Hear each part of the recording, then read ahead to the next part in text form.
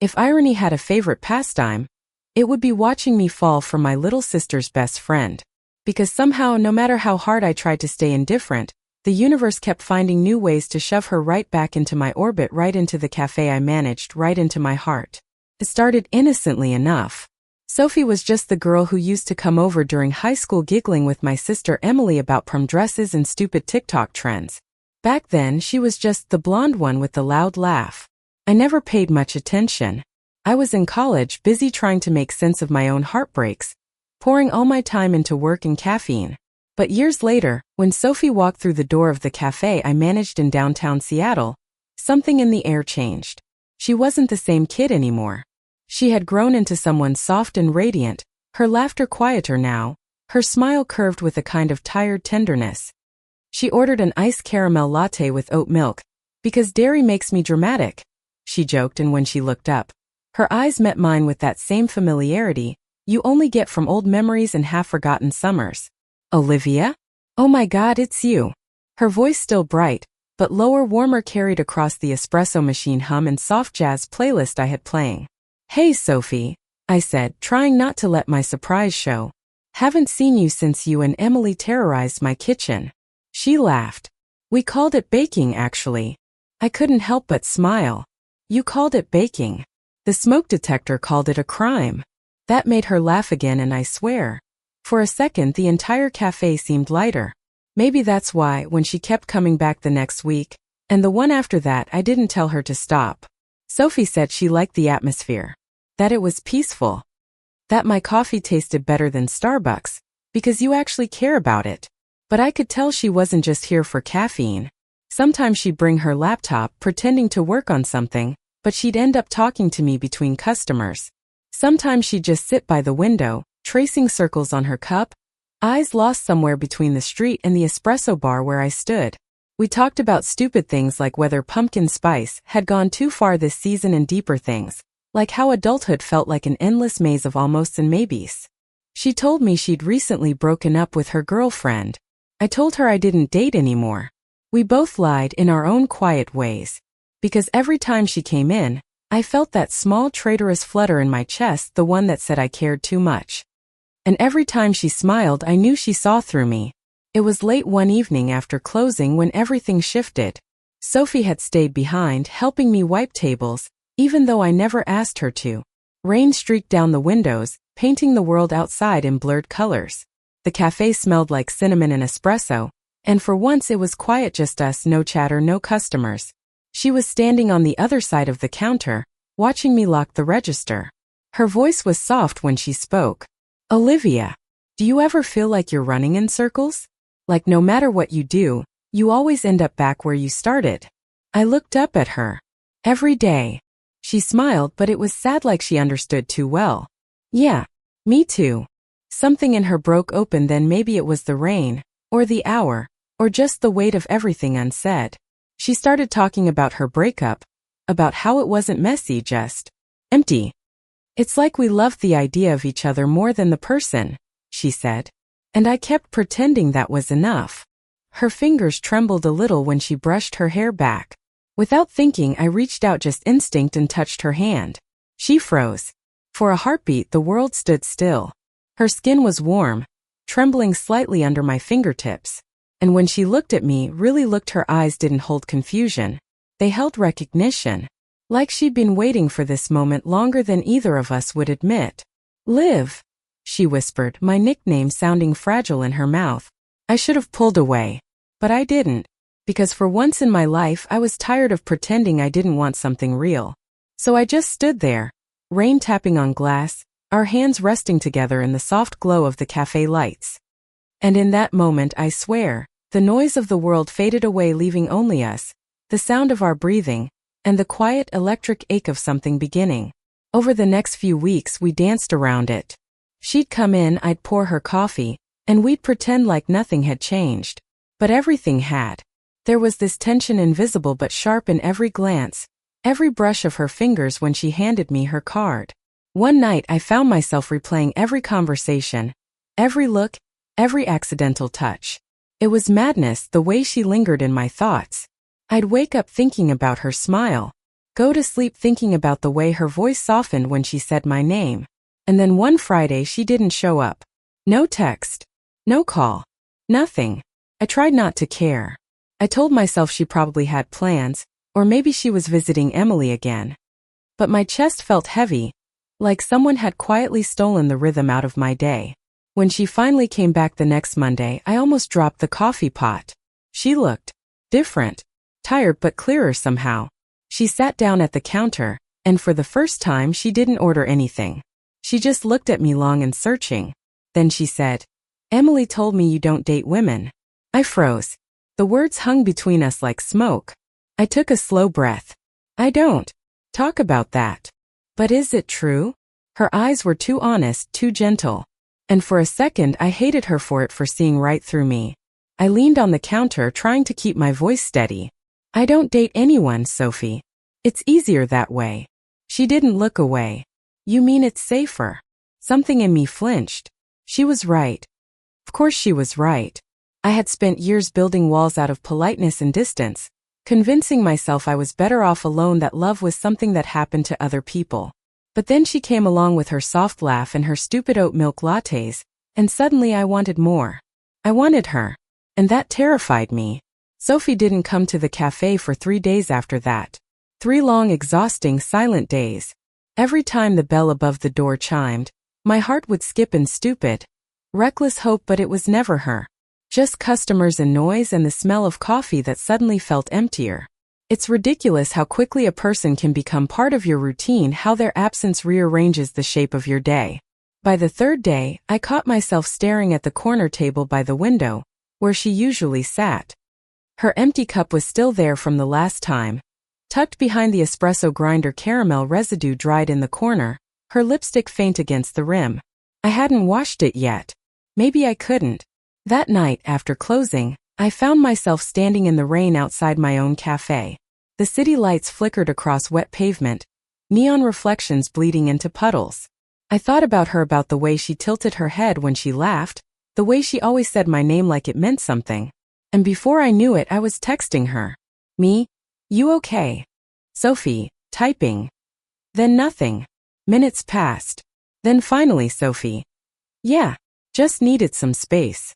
I stared at that message for a long time. Space. It's funny how something meant to give you air can feel so suffocating. She came back on Saturday. It was late afternoon, the kind of Seattle drizzle that made everything gray and soft.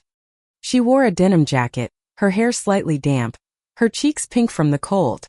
When our eyes met, something heavy shifted in my chest, relief, anger, longing, all tangled together. Hey, she said quietly. Hey. Silence hung between us like a fragile bridge. She hesitated, then took a seat at the counter, exactly where she used to sit. Caramel latte? I asked, my voice too steady. She nodded. Oat milk. Always oat milk. I smiled despite myself. As I made her drink, she watched me the same way she always did, like I was something she couldn't look away from. I tried to focus on the coffee machine, but my hands trembled. When I slid the cup toward her, our fingers brushed. And that small touch, that tiny traitorous spark, reminded me how impossible it was to pretend nothing had changed. She took a sip, then set the cup down, staring into the foam as if it held the answer she didn't want to say out loud. Finally, she whispered, Emily told me you had your heart broken before. I froze. She shouldn't have. She didn't mean anything bad, Sophie interrupted. She just said, you stopped believing in love after that. I swallowed hard.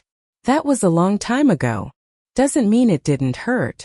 Her voice was gentle, but it sliced through me anyway. I laughed, but it came out flat. We all get hurt, Sophie. Some of us just learn faster not to touch the flame again. She leaned closer, her eyes searching mine. And some of us are stupid enough to keep reaching out because maybe this time it's not fire. Her words landed like thunder in my chest. I looked away. You don't know what you're talking about. Then tell me, she said softly. Make me understand. But I couldn't. Not without unraveling everything I'd built. Because the truth was ugly and raw. I had loved once, fiercely, and it ended in betrayal. My ex left, moved across the country, took half my savings and all my trust. After that, love felt like a scam you only fall for once. I opened my mouth to say something, Anything but Sophie stood up. "I'll see you around, Olivia." And just like that, she was gone again. The next week passed in slow motion. My days were a blur of orders and fake smiles, my nights filled with sleeplessness and too much wine. Every face that walked into the cafe made me flinch, hoping, dreading. Then one Thursday evening, as the last rays of sun stretched across the counter, she came back. But this time she wasn't alone. A girl with short auburn hair walked beside her laughing, touching her arm in that too familiar way. They ordered together, sat together, and something inside me cracked open. I didn't listen to what they ordered. Didn't even remember what I said. I just went through the motions, smiling like my lungs weren't collapsing. Sophie didn't look at me once. But when they left, she turned briefly, and for just a second, our eyes met. Hers were soft, guilty, almost apologetic. That was worse than anything. I spent the rest of the night scrubbing the counter until my hands ached. 2 days later, Emily dropped by. She looked around the cafe, smirking. "You've redecorated." "Just moved a few tables," I muttered. "Sure," she said, leaning on the counter. "So, Sophie's been acting weird lately. You know anything about that?" I froze mid-pour. "Weird how?" "She's jumpy. Quiet. Keeps dodging my calls." I shrugged too quickly. "Maybe she's busy." Emily narrowed her eyes. "You two aren't." I laughed, sharp and defensive. "God, no." But Emily didn't buy it. She never did. "You always get that look when you lie." "What look?" "The I'm totally fine but actually dying inside look." I glared. "You should write poetry." She just grinned. "I'm serious, Liv. Be careful. Sophie's sweet, but she's still figuring herself out." "Yeah," I said softly. "Aren't we all?" That night, I couldn't stop thinking about what she said. About Sophie figuring herself out. And maybe that was the real reason I was scared, not because of her, but because of me. Because I wasn't sure if I wanted to be her experiment or her ending. It was almost closing time when I saw her again. This time she came alone. She stood in the doorway, hesitant, her hair tousled by the wind. When she smiled small, uncertain, I felt every defense I'd built start to crumble. "Can we talk?" she asked. I nodded, wordless. She waited until the last customer left, then sat at the counter while I locked the door. For a long moment, neither of us spoke. The only sound was the rain outside, tapping softly against the glass. Finally, she said, "That girl from the other day, she's just a friend. I brought her because I didn't know how else to stop thinking about you." My heart stuttered. "That's not really helping your case." She smiled weakly. "I know. But it's the truth." She looked down, fingers tracing the rim of her cup. "You scare me, Olivia. The way you look at me, it's like you see right through every wall I've ever built." I let out a breath I didn't know I'd been holding. "You scare me too." Her head lifted. Yeah, because every time you walk in here, I forget how to breathe properly." Her lips parted slightly, and for a second I thought she might laugh. But instead, her eyes softened, and I swear, the air between us shifted again, that same quiet pull like gravity remembering what it's for. "I don't want to run from this anymore," she whispered. I stepped closer, heart pounding. "Then don't." She looked up at me, and in that gaze, everything, the tension, the longing, the fear, collided into something inevitable. When she leaned in, I met her halfway. The kiss wasn't desperate, it was gentle, careful, like both of us were testing the waters of something too fragile to break. Her lips were warm, trembling against mine, and when I finally pulled back, her forehead rested against my chin, breath mingling with mine. "I've wanted to do that for weeks," she whispered. "Me too," I admitted. We both laughed, quiet, disbelieving. Outside, the rain softened into a drizzle, and for the first time in months, I felt something I hadn't dared to feel in years. Hope. Over the next few days, everything changed and nothing did. Sophie still came by the cafe, still ordered the same drink, still teased me about my too serious barista face. But there was something different in the way she looked at me now, something open, honest, unguarded. We didn't label it. We didn't have to. Sometimes she'd help me after hours, wiping down tables while I counted the register. Sometimes we'd sit on the counter, sharing leftover pastries, talking about the future like it was a place we could actually touch. She told me about her dreams, how she wanted to start a small art studio, How she felt like she'd wasted too much time pretending to be what other people expected. I told her about my fears about being too careful, too closed off, too late. And somehow, between laughter and silence, between spilled coffee and shared glances, the distance between us disappeared. It wasn't perfect. God, it was messy. We still argued about timing, about fear, about my tendency to push people away. But every time we fought, she stayed. Every time I broke a little, she reached for me anyway. And that was what made it real. One night, we were closing up again, the same cafe, the same rain tapping against the window.